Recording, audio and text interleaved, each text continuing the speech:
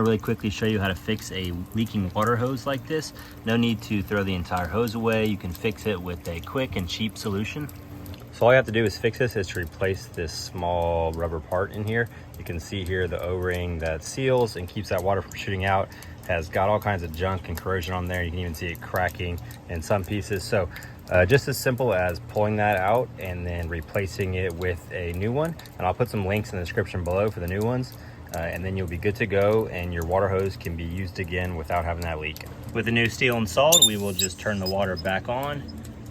And you can see here we've got it on full blast and no leaks at all with our hose. So successfully have fixed the problem. If that helped you out, please consider giving the video a like or subscribing to the channel. If you have any questions or comments, let me know below. Otherwise, I'll see you in the next project.